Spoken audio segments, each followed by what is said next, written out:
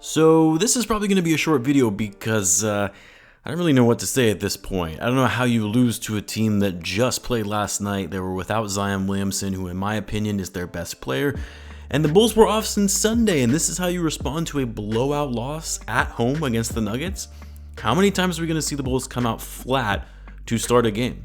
How many times are we going to see the Bulls come out flat to start a third quarter? How many times are we going to see this team give up massive amounts of three-pointers to their opponent like we saw tonight, in which the Pelicans had 17 threes to finish out the game shooting over 50% from three?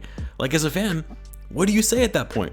And some of you might have caught my video from yesterday in which I talked about why the Bulls really should be firing Billy Donovan, but the reasons for why they won't. Now, I'm not going to place all of the blame on Billy. I think a lot of people felt I was saying the sole reason for the Bulls' struggles this season so far has been because of him. No, the players need to be held accountable as well.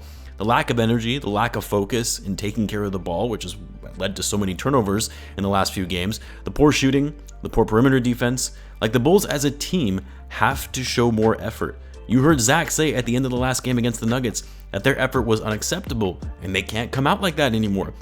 Then show us that you mean that. Not saying Zach specifically, but just the team in general. Stop talking about what needs to be done and how this group needs to play harder and actually show it on the court.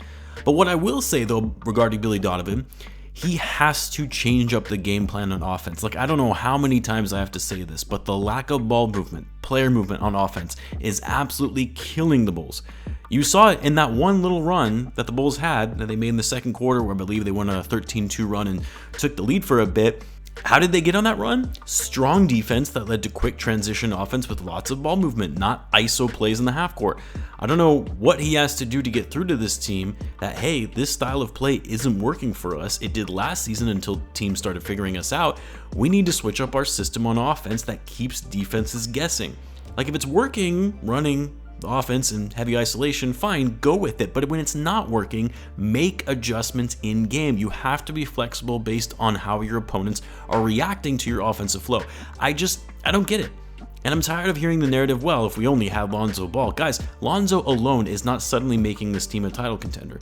The Bulls will be better with Lonzo, there's no question about that, but there are deeper issues with this team that need to be addressed that quite simply are being ignored right now. What gets me is that the Bulls have three elite level offensive players. I know some will say Vooch isn't an elite level offensive player, but when he was the number one option on the Magic, he was consistently putting up over 20 points per game. And with the Bulls, he usually is still able to give you a double-double on most nights. And yet, as of right now, the Bulls are 21st in offensive rating and 19th in points per game as a team. How does that happen? Well, it happens when the offense is stagnant and guys aren't sharing the ball, and you have a select few who are creating most of the plays on every possession. That's not going to win you basketball games. You know, it was probably the only positive tonight from the game, and it's going to sound really weird, but that was Patrick Williams, because Pat actually gave a damn on defense and held his own against Brandon Ingram, who's the Pelicans' best scorer, especially when Zion is out. And Ingram went 4 for 15 tonight. They even had to put him on CJ McCollum because CJ started heating up and other guys weren't pulling their weight on defense. Yeah, you look at the box score, you see he only had 5 points, he was a minus 21, but his defense was solid tonight, and really the same can't be said for the rest of the team. Yeah, I mean, you look at DeMar's stat line, 28 points on 11 for 15 shooting, 7 assists, 4 rebounds. That's a great night, right? But not when the team relies so heavily on him to get buckets and he's drawing up most of those plays for himself. He was a minus 14 tonight. Zach Lavine, I mean, 25 points, but still, the shot selection. So many one and dones with Zach, and DeMar too, actually, it wasn't just Zach. No plays, no passing, a dribble drive to the basket or a step back mid-range jumper, and that was it. That was the possession. I'm not going to go to the levels as some Bulls fans, have been saying, well, Lavine got his bag and that's all he really cares about, or that he's clearly not worth that max contract. I'm going to save those critiques until we get further into the season because it's way too early to be making those types of claims. But yeah, early returns, not looking so great.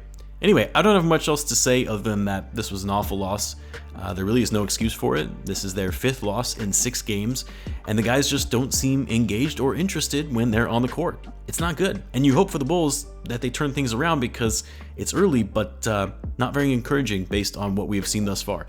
The Bulls have the Magic in their next game on Friday, and boy, they better win this one. You come into Orlando losing 5 of your last 6, and you come out flat against one of the worst teams in the league. Yes, a talented young team, but still one of the worst teams in the league that is in the tank for Wembayama sweepstakes. You better come out firing on all cylinders to start the game and never look back. It better be a blowout win for the Bulls. Anyway, let me know what you guys thought of this game in the comments. Hey, I've got an NBA channel now, so if you're getting tired of hearing about the Bulls, check out my channel, M1 Hoops. Link to that is in the description. But as always, be sure to subscribe to this channel if you're a Bulls fan, as I do post daily Bulls content. Thanks again for tuning in, guys, and I'll catch you in the next one.